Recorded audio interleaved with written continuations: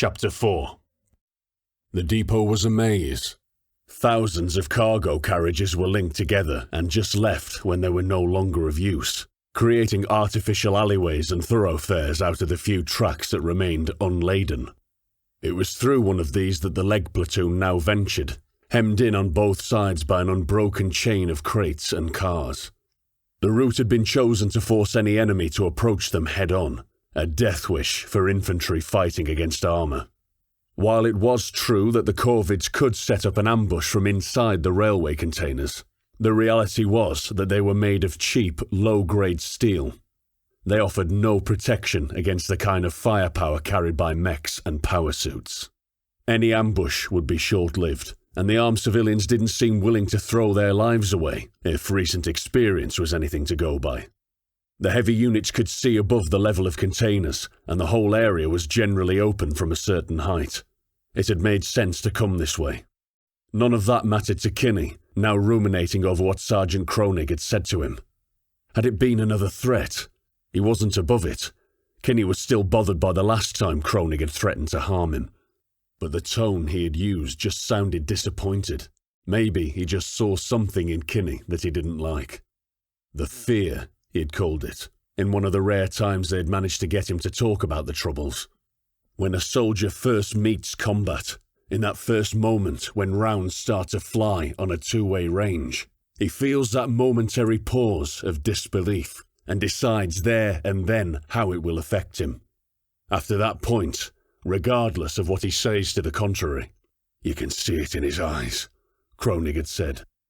They might drag themselves out on patrol every time, they might even fight, but their heart won't be in it. It was the lack of commitment that got you killed. War isn't something that happens to you, he remembered Kronig growling in a way that seemed so trivial and cheesy at the time. You have to participate willingly. Kinny tried to focus on his faint reflection in the forward display, but to no avail. Do I have the fear in me? He thought to himself. Maybe it's just a twisted old man, warped by his experiences talking shit. A low rumbling pulled him out of this reflection. There was no noise. Instead, he felt it through the metal feet of his suit. It wasn't the definitive stomp of heavy armour, but something older, more primal. It came as much from antiquated power plants as it did from treads on the ground. Tanks! Kinny didn't know who the call came from, but he could just make out squat shapes up ahead through the gap in Eddie's armoured legs. He increased the gain, and the blocky things could be seen rolling up on them, 3 abreast, grinding along the old railway tracks.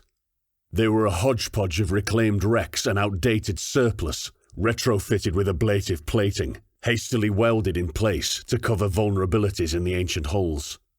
Black smoke bellowed from exhausts, and the roar of engines reverberated up and down the rows and rows of old container carriages.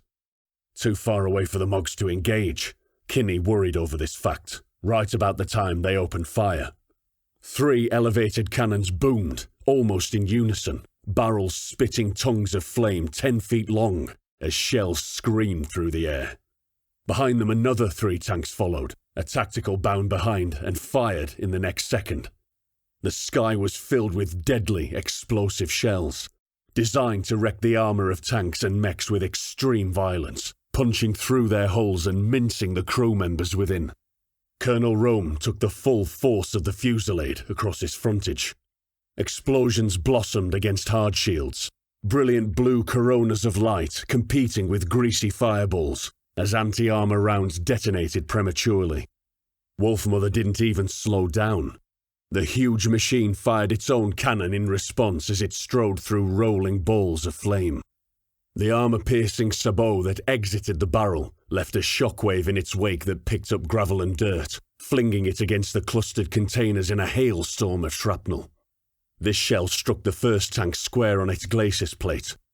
It flipped backwards into the air, still being carried by its forward momentum, before crashing down onto the upper section of its turret. The whole superstructure, unable to endure the forces exerted upon it, simply crumpled, as though trodden on by a giant. Straight away the munitions contained inside the tank's magazine went up, producing a mushroom cloud 100 feet high. Kinny swore he felt the blast of heat inside his cockpit. Recognizing that they had severely underestimated the threat, the remaining 2 tanks of the front rank slewed to a halt on squealing treads. Waves of burning matter rolled over them, struggling to find purchase as they inadvertently polished the old railway tracks. The first one dipped slightly into the blackened crater left by its comrade and promptly got stuck, rapidly elevating its barrel in an attempt to fire upon Wolfmother again.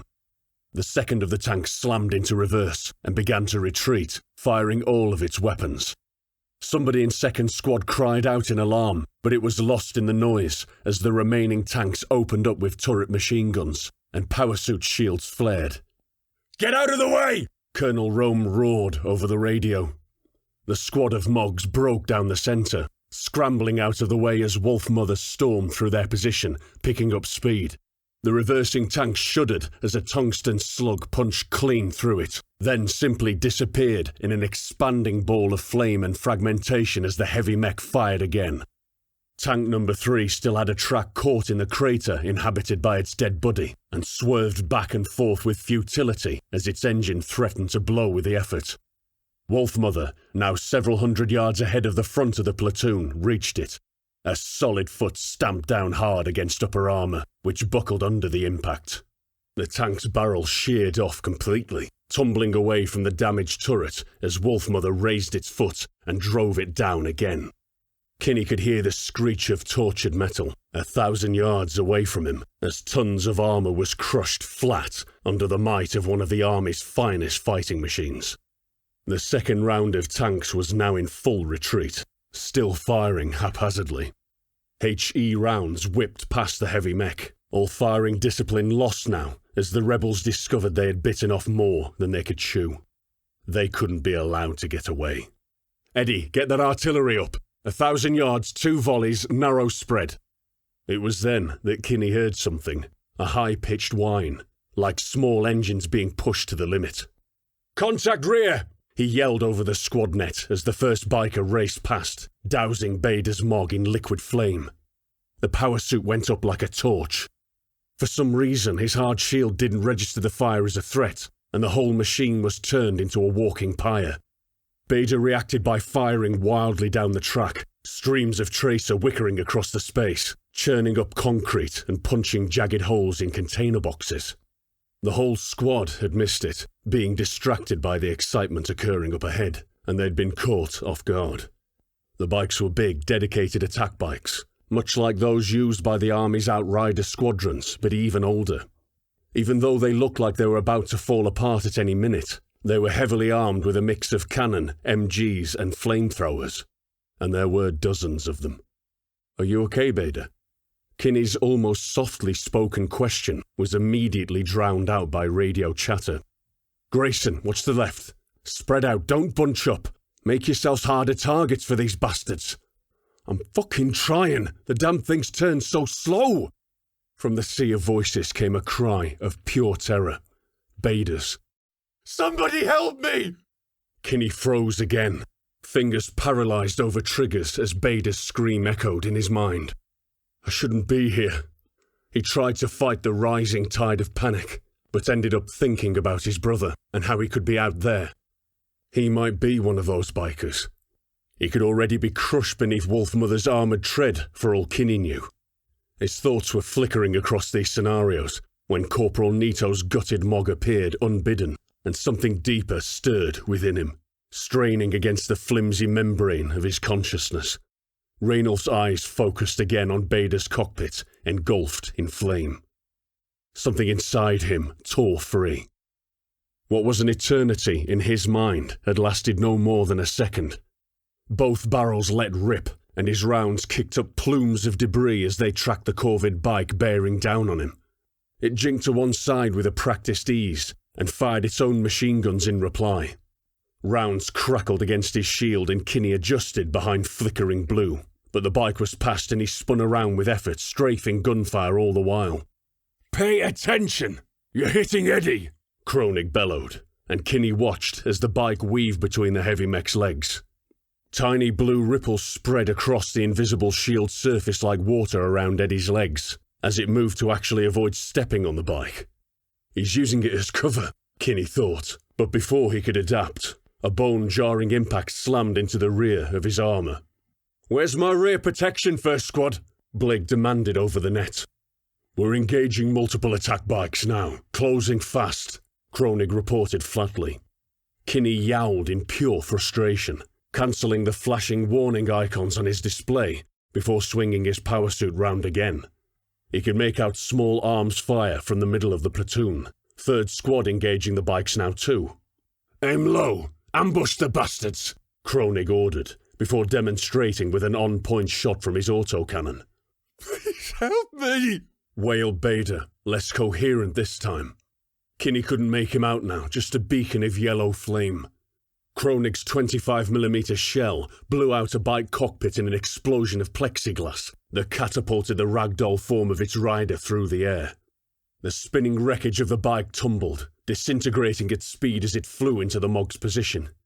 Kinny neatly sidestepped as it skidded past, before laying down fire onto a pair of bikes fast approaching. Both vehicles shuddered, shedding vast chunks of fairing, and slammed into each other. Kinny gritted his teeth as the MGs rattled away, recoil vibrating through his entire suit. One bike triggered the flamethrowers in the midst of its death tumble, coating the side of a Mog in burning napalm as it fired at depth positions. Kinny would never know whether it was through a weakness in his ammo feed or a crack in the hopper, but Grayson's ammunition started cooking off. 25mm light cannon rounds blasted huge chunks from his hull. The Mog jerked like a drunk puppeteer's marionette. Grayson flailed ineffectually before an explosion finally engulfed him. Meanwhile, Bader's Mog had slumped against a cargo container where it still burned, and Braga and Kinny sprayed up and down the road in long bursts, verging on frenzy. The left leg of his suit twitched almost uncontrollably, and Kinny wrestled mentally with his systems to calm it down as he adjusted aim and mashed triggers hard. "Get to Bader. Come on, take these guys out." Is he even still alive? Kinny fired a burst at another bike, shredding its front tyre and causing it to clip a railway sleeper and spin wildly to one side. The bike was still firing when Braga finished it off, before switching to trade fire with a bike that mounted a light cannon. It pumped shots at Braga, causing his hard shield to overload, popping with that familiar stink as he returned fire with both barrels. Rounds sparked from his Mog's frontal plating and he staggered, but armour held, and Braga shredded the bike with a relentless hail of 8mm slugs. Kronig swung his power suit round in a vicious arc as a bike attempted to pass, slamming the front wheel with his right weapon arm. Both bike and driver cartwheeled into the air, which the sergeant tracked for a moment before turning back to the rear. Braga and Kinny bracketed another pair of bikers between them, causing one to careen straight into a comrade's wreckage, igniting in a fireball that could have only been caused by high-octane fuel. The other just came to a stop and fell over, rider nowhere to be seen. Kinny swept his guns to another bike, locking it in his sights and adjusting low to allow for the speed as it approached. The entire forward section of the bike strobed suddenly from red to white, gun barrels wilting as the main armour plate was scoured clean of paint and grime. A moment later the tyre exploded, dropping the front forks into the ground. As the metal drove downwards, it simply collapsed into itself like hot wax, one of the front stanchions offering the only resistance. The rest of the bike pinwheeled sideways with enough momentum to keep it spinning through its own metal slurry before grinding to a halt. What remained was a half-melted frame in a puddle of sputtering slag, the non-metal components on fire. Kinetic beam. He looked around to see Eddie stood watching them, auxiliary weapon pointed in their direction.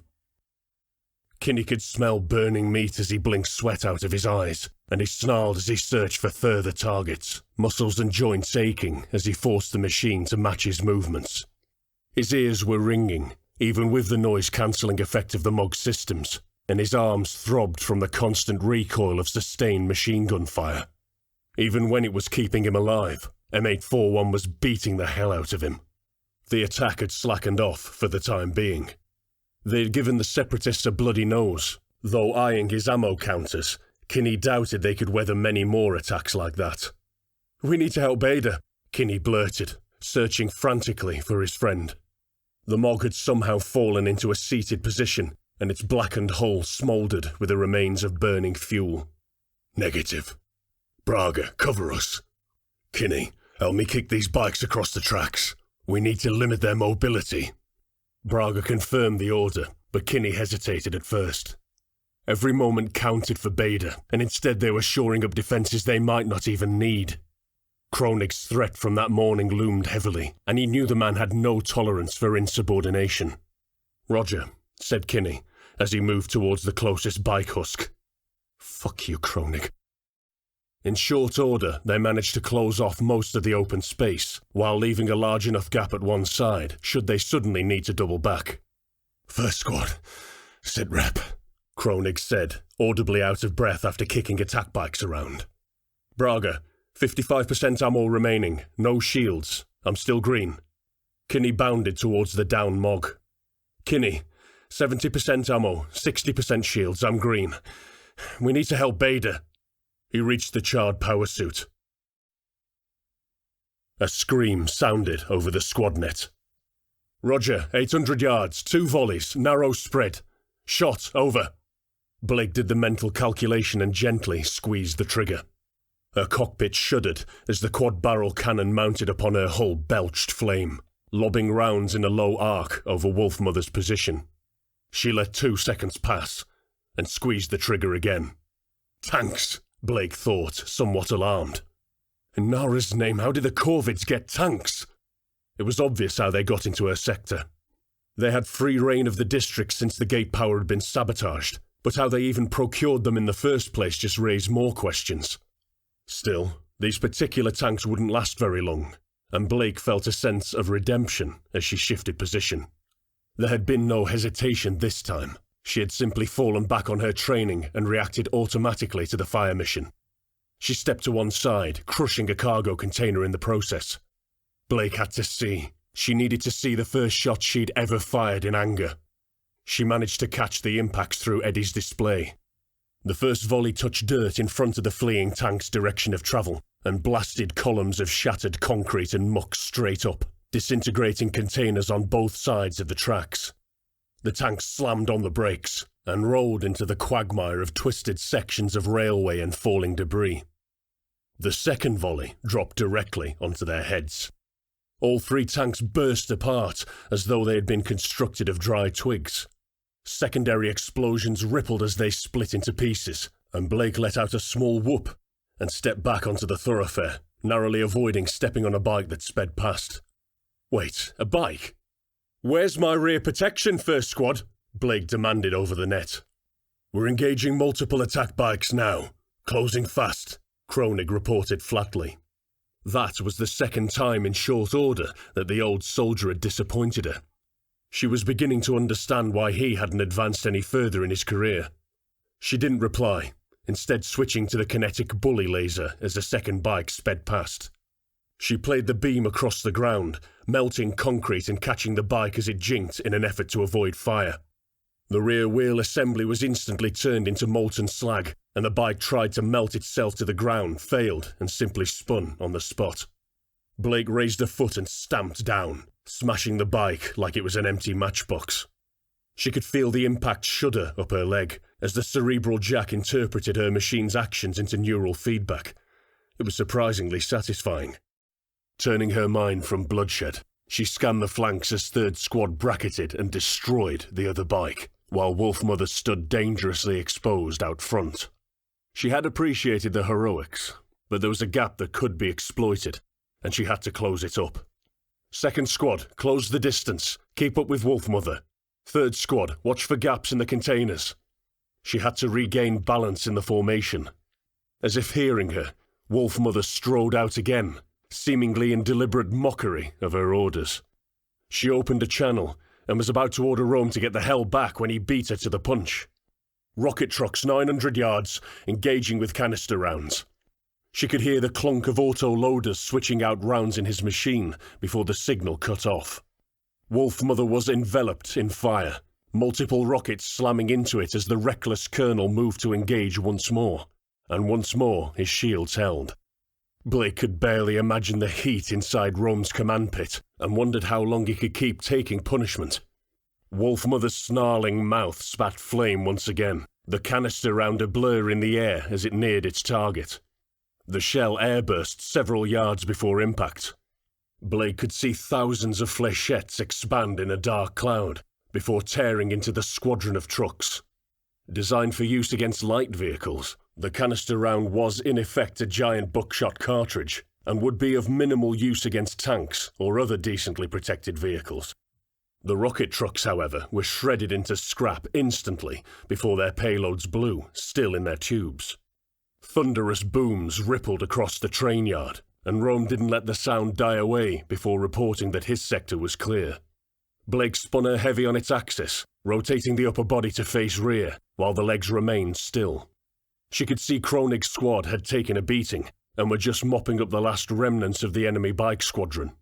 She pulsed the bully once and took out a single bike for them, before checking flank monitors again. Smoke trails, several rows of containers back, left of access of advance. The damn containers gave a false sense of security, but in reality offered practically no protection from armoured attack. There was at least another troop strength of tanks rumbling on their position right now. Their guns weren't all that powerful, but shields were finite, and it wouldn't take much to wear them all down. She opened a channel to Rome. "Tighten it up, we got armour on the left," was all she got out, before a scream blared from her internal speakers, filling the cockpit with a wall of sound. Damn! Kinny had to eject quickly if he wanted to save his friend. He didn't wait for orders, he just pulled both his arms out of their gauntlets in a practice motion and mashed the red control button on his diagnostic panel. The cockpit punched open, his assault harness clips detached, and he jumped from the Mongoose, crossing the few yards to his stricken comrade with hurried strides. He could still hear the amplified scream blaring from his suit radio, and as he approached Bader's Mog he could hear that same scream muffled behind layers of rolled steel plating. He ducked under a smoking weapon arm, and gloved hands fumbled with the emergency release lever situated below the Mongoose's armpit. The rubber cover had melted through, and Kinny grit his teeth as he grasped the scalding hot lever, hot enough to hurt through suit gloves, and yanked it hard. The cockpit and thigh plates wheezed open with a sucking sound. Partially melted rubber seals left gummy strings in their wake, and a wave of steam rose from the cockpit. The smell hit him first, that of burnt hair and pork. Resisting the urge to vomit, Kinny stood on the access steps to assess the situation. Without looking at his friend, Kinny reached up and manually cancelled the radio transmission, then reached behind Bader for the personal first aid kit. A mighty crash sounded behind him, followed by multiple reports of heavy weapon fire, but Kinny paid it no heed as he tore open the Velcro pouch and laid it out on the diagnostic panel. Bader was red raw. His skin was blistered and hot to the touch. His screaming was hoarse, more like an agonized groan, and not loud at all when the man was right in front of him, which made it all the worse. Parts of his jacksuit had melted into his skin, including the large metal zip that closed up the front. Kinny could see no way to help Bader without surgery. He grabbed a large dose of analgesic from the medkit and stabbed the auto-injector into Bader's leg. The screaming stopped almost immediately, and Bader grinned at Kinny, blinking through unfocused, bloodshot eyes. "Can you see okay?" he asked. Bader nodded slowly, accompanied by more gunfire that shook the earth around them. Kinny gingerly reached behind Bader's head with one hand to feel for his cerebral jack. The connector had melted to the socket, but the cable was still attached. Kinny wanted to be sick again. Good. That meant he could control his suit, if it worked.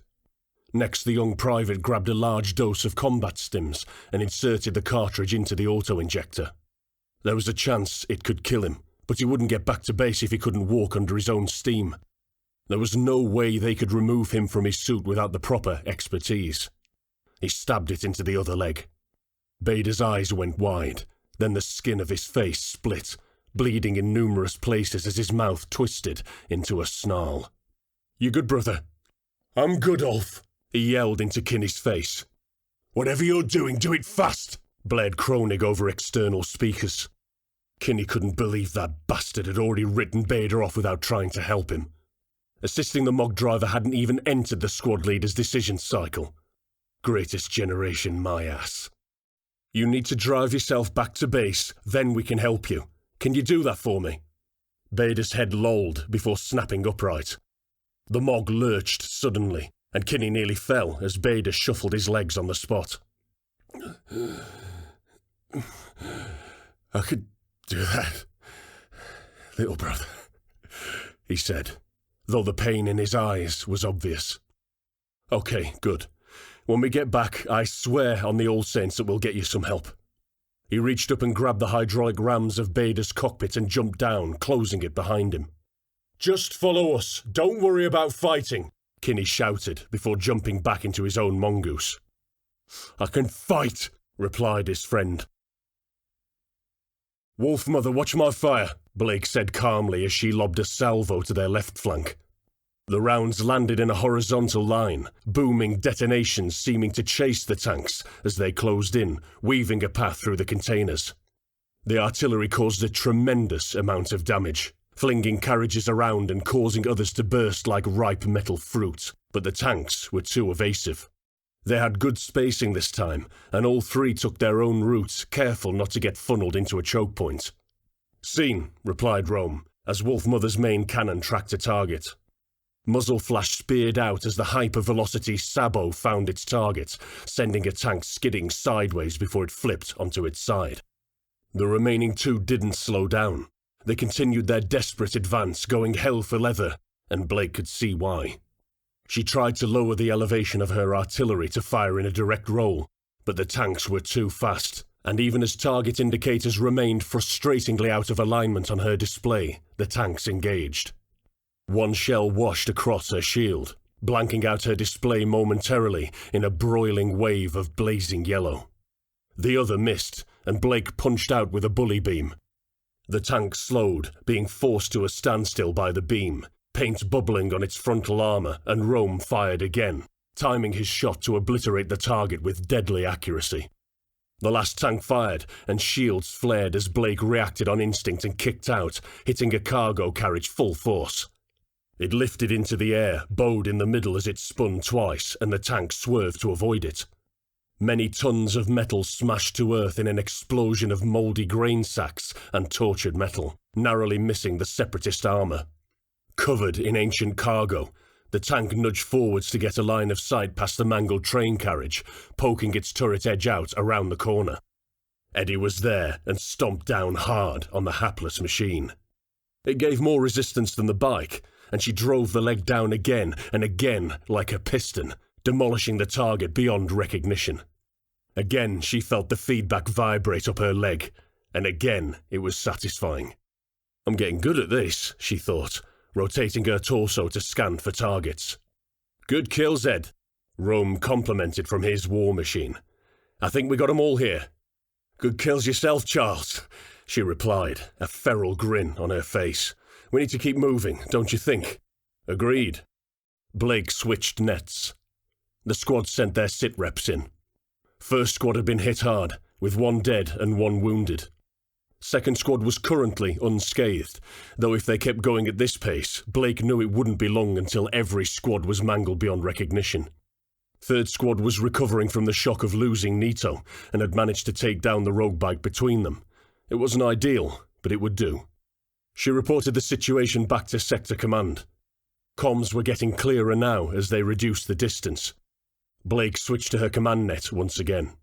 Second squad, lead on. Roger that, boss, said Corporal Morante, a hint of tiredness in her voice. The patrol had been testing for everyone, but they were on the home straight now. With only about a mile to go, Blake followed on at a slow pace, remaining vigilant. There would be some serious questions getting raised once they were back in,